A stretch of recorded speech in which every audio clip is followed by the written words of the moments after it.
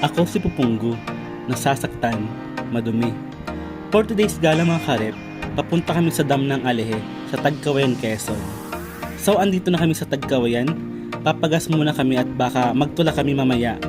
Ito muna ang ginamit kong motor at yung Mio ko ay kakapalinis ko palang kahapon. Baka kasi madumihan, di baling ako na lang yung madumi. Dami naman sinasabi. Dumaan na din kami mga karep dito sa 7-Eleven para bumili ng mga chichirya. After namin bumili ng mga chichirya mga karep sa 7-Eleven, bumiyahin na ulit kami papunta ng Alehe.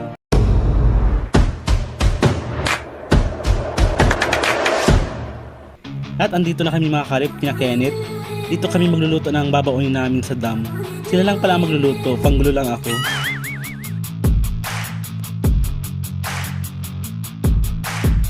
At ayun si Ate Mayla mga karep, siya daw yung maghihiwa ng papaya. At luto na ang aming pagkain mga karep.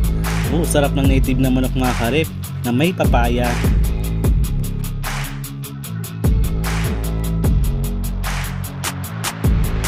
At bago na kami umalis mga karep, naisipan muna namin manguha ng lukban. Dadalhin din namin sa dam mga karep. Ang dami kasing bunga tapos matamis daw sabi ni Kenneth. Ayun na mga karep yung mga nakuha namin. Babalatan muna para balat na. Tapos kunwari daw hindi alam ni Kenneth na may video. Sobrang tamis ng lukban mga karep, kasing tamis ng mga ngiting niya. I-fast forward na natin mga karep. Andito na kami sa dam. Hindi na ako nakapag-video sa daan kasi nasasaktan nga ako.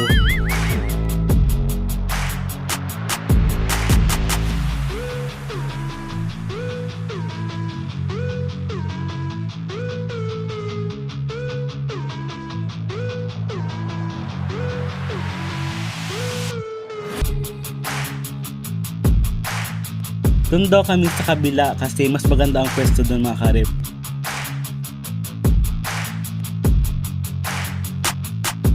So andito na kami mga karep. Maglalatag na muna kami ng mga paglalagyan ng pagkain namin.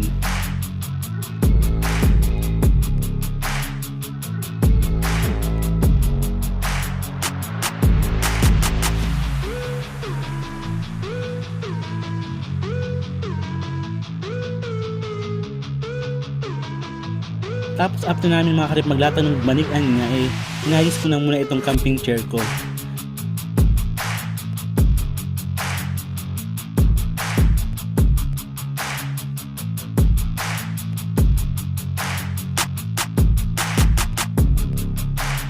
Tapos yung mga boys mga karep ay kumuha ng mga kahoy. Mag-iihaw kasi kami ng tuyo.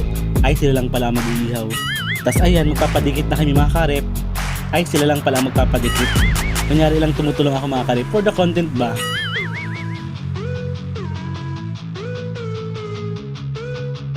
Habang nagpapadikit sila mga karep, ako naman ay maglalagay na ng duyan. Ito talaga yung gusto ko mga karep pag nag-nature trip kami, ang magduyan, kasi nakakapag-relax ako dito. Yung tipong nawawala kahit pa paano ang sakit, sabi daw.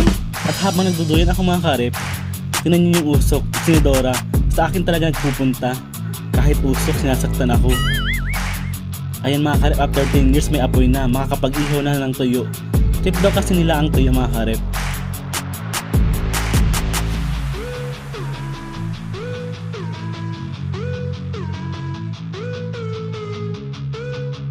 After namin kumain mga karep, ayun na sila, maliligo na daw kasi sobrang lamig ng tubig. Kaya umurong muna sila, pero naligo din sila habang nagyayabangan. Hindi na ako nakapag-video habang kumakain kami kasi nga nasasaktan ako mga karep.